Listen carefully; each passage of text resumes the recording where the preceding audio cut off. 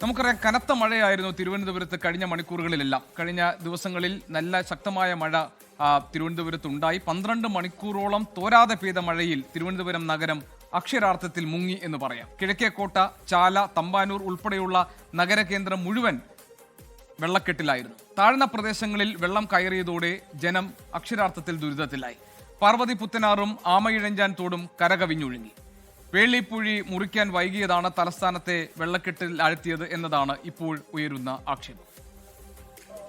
തിരുവനന്തപുരം നഗരത്തിൽ പൂർണ്ണമായി സ്മാർട്ട് റോഡുകൾ എന്നാണ് കോർപ്പറേഷൻ പറയുന്നത്. എന്നാൽ പറയുന്നത് പോലെ അത്ര സ്മാർട്ട് അല്ല കോർപ്പറേഷനിലെ ഇപ്പോഴത്തെ അവസ്ഥ. മണിക്കൂറുകൾ പിന്നിട്ടു മഴ കഴിഞ്ഞിട്ട്, എന്നിട്ടും ഈ വെള്ളക്കെട്ട് മാത്രം ഇതുവരെ മാറിയിട്ടില്ല. കോടികൾ മുടക്കി നിർമ്മിച്ച സ്മാർട്ട് റോഡുകൾ തലസ്ഥാന നഗരവാസികൾ ഉണർന്നെണീറ്റപ്പോൾ അവയെല്ലാം തോടുകളായി. താഴ്ന്ന പ്രദേശങ്ങളിലെ വീടുകളിൽ പൂർണ്ണമായി വെള്ളം കയറി.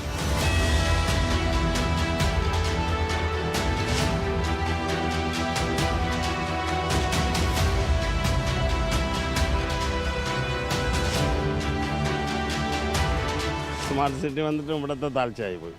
ഓടയൊക്കെ ക്ലിയറാക്കി ഇതൊക്കെ ഇങ്ങനെ ക്ലിയറാക്കി വന്നാലേ പോകത്തുള്ളൂ. വെള്ളം എല്ലാം ഇങ്ങോട്ട് കയറിയാണ് മേരെ അങ്ങോട്ട് പോണത്. ആദ്യമായിട്ടാണ് ഒരു 10-50 വർഷത്തിന് ശേഷം ആദ്യമായിട്ടാണ് ഇത്രയും കൂടുതൽ വെള്ളം കയറുന്നത്. പൊഴി മുറിക്കാത്തതുകൊണ്ടാണ് ഇത്രയും. ഇന്നലെ പൊഴി മുറിഞ്ഞെങ്കിൽ ഈ വിഷയങ്ങളൊന്നുമില്ല. സിറ്റിക്കകത്തുള്ള എല്ലാ വെള്ളം ഇതിലല്ലേ വരുന്നത്, എല്ലാം അങ്ങ് പോവും, കടലിൽ പോവും. അതുകൊണ്ട് വീടെല്ലാം കംപ്ലീറ്റ് വെള്ളത്തിലല്ല. വീട് കംപ്ലീറ്റ് മുക്കാലായി. പണ്ട് അങ്ങനെ എളുപ്പം പോകുന്നതാണ്, ഇപ്പം പോകുന്നില്ല, അങ്ങനെ കെട്ടി കിടക്കുന്നുള്ളൂ. തിരുവനന്തപുരം നഗരകേന്ദ്രമായ തമ്പാനൂർ, ഓപ്പറേഷൻ അനന്ത ഉൾപ്പെടെയുള്ള പല പദ്ധതികളിലൂടെ കോടികൾ ചെലവഴിച്ച തമ്പാനൂരിന് പക്ഷെ ഒരു മാറ്റവുമില്ല. ഇത്തവണയും വെള്ളത്തിൽ മുങ്ങി.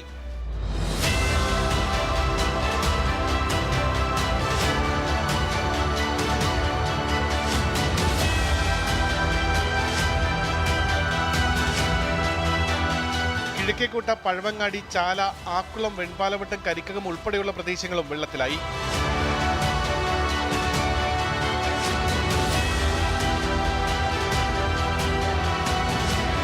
ഭയങ്കര ബുദ്ധിമുട്ടാണ്. എന്ത് ഈ ഓടയൊക്കെ ശരിയാക്കാത്തത്? ഇതൊന്നും ശരിയാക്കൂല. എത്ര വർഷം കൊണ്ട് ഇങ്ങനെ കിടക്കണം, എത്ര കൊല്ലം കൊണ്ട് അവരാരും ഒന്നും ചെയ്യില്ല. ഇന്ന് രാവിലെ വരെ തിരുവനന്തപുരം നഗരത്തിൽ 126 മില്ലിമീറ്റർ മഴ മാത്രമാണ് ലഭിച്ചത്. അതായത് കേന്ദ്ര കാലാവസ്ഥാ വകുപ്പിന്റെ ഓറഞ്ച് അലേർട്ടിന് സമാനമായ മഴ. എന്നിട്ടും അതിതീവ്ര മഴ പെയ്ത സാഹചര്യമായിരുന്നു തലസ്ഥാന നഗരത്തിൽ. ഇത് PWD കഴിഞ്ഞ പതിറ്റാണ്ടുകളായിട്ട് ഇവിടെ നിർമ്മാണ പ്രവർത്തനം ചെയ്ത് ലക്ഷക്കണക്കിന് കോടിക്കണക്കിന് രൂപ ഇവിടെ പരീക്ഷണാർത്ഥം എല്ലാ വർഷവും വിനിയോഗിക്കുകയാണ്. ഇത് എങ്ങനെ കാഴ്ചപ്പാടോടുകൂടി ഈ പദ്ധതി വിജയിപ്പിച്ചെടുക്കാം എന്നുള്ള തരത്തിലുള്ള യാതൊരു ചിന്തയും ഈ ഭരണകൂടത്തിന് ഇല്ലാത്തതിൻ്റെ പരിണിത ഫലമാണെന്ന് ഒരു ഡയാലിസിസ് ചെയ്യുന്ന ഒരു പേഷ്യന്റിനെ പോലും പുറത്തിറക്കാൻ സാധിക്കാത്ത, വീടുകളുടെ മുറ്റത്ത് പോലും വീടിനകത്ത് പോലും കഴിഞ്ഞ 12 മണിക്കൂർ പെയ്തിട്ടുള്ള മഴ കാരണം ഇന്ന് മനുഷ്യർക്ക് പുറത്തിറങ്ങാൻ സാധിക്കാത്തത്. ഇതിനിടെ വേളി പൊഴി മുറിക്കാൻ വൈകിയത് ദുരിതം ഇരട്ടിയാക്കി. ഇന്നലെ രാവിലെ പൊഴി മുറിക്കാൻ നിർദ്ദേശിച്ചിരുന്നുവെങ്കിലും അത് നടപ്പായില്ല. ഇന്ന് ജനം വെള്ളക്കെട്ടിൽ ദുരിതം അനുഭവിച്ച ശേഷമാണ് പൊഴി മുറിച്ചത്.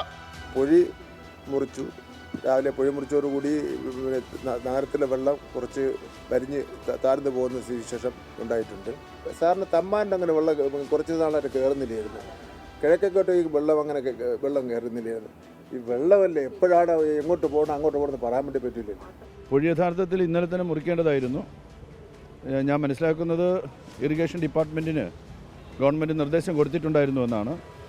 ഞാൻ രാവിലെ എക്സിക്യൂട്ടീവ് എഞ്ചിനീയറോട് ചോദിക്കുമ്പോൾ ഇന്നലെ ആ മെഷീനൊന്ന് ഇറക്കുന്നതിന് സാധിക്കാത്തൊരവസ്ഥയുണ്ടായി ഈ രാത്രി. അതുകൊണ്ടാണ് കുറച്ച് വൈകിപ്പോയത്. വാമനപുരം നദി, കിള്ളിയാർ, കരമനയാറെല്ലാം കരകവിഞ്ഞൊഴുകുകയാണ്. അരുവിക്കര, നെയ്യാർ ഡാമുകളുടെ ഷട്ടറുകൾ തുറന്നു. നെയ്യാറ്റിൻകരയിലും വെങ്ങാനൂരിലും വ്യാപക കൃഷിനാശവും ഉണ്ടായി. വിവിധയിടങ്ങളിൽ മരം കടപുഴകി വീണ് അപകടവും ഉണ്ടായി. എന്തൊരു ദുരിതമാണ് തിരുവനന്തപുരം നഗരവാസികൾക്ക്. മാനത്ത് മഴ കണ്ടാൽ തന്നെ അവർ പേടിക്കുകയാണ്. കാരണം ചെറിയൊരു മഴയത്ത് പോലും തിരുവനന്തപുരം നഗരം പൂർണ്ണമായി വെള്ളക്കെട്ടിലേക്ക് മാറുകയാണ് ഇപ്പോൾ. ക്യാമറാമാൻ സിറിലിനൊപ്പം ഉമേഷ് ബാലകൃഷ്ണൻ, 24 തിരുവനന്തപുരം. പൊതുജനം കഴുതയല്ല സാർ. ഒരൊറ്റ മഴ കൊണ്ട് തന്നെ വെള്ളക്കെട്ടുകളായി മാറുന്ന, ജലാശയങ്ങളായി മാറുന്ന തലസ്ഥാന നഗരത്തിലെ റോഡുകളാണ് നമ്മൾ കണ്ടത്. അതിൽ ദുരിതം അനുഭവിക്കുന്ന ജനങ്ങളുടെ അവസ്ഥയും നമ്മൾ കണ്ടു. ലോകത്തെവിടെയായാലും ഏത് സമയത്തും 24 വാർത്തകളും ഓഗ്മെന്റഡ് റിയാലിറ്റി പാക്കേജുകളും എക്സ്പ്ലെയിനറുകളും വിശദമായി കാണാൻ ഞങ്ങളുടെ യൂട്യൂബ് ചാനൽ നിങ്ങൾക്ക് സബ്സ്ക്രൈബ് ചെയ്യാം.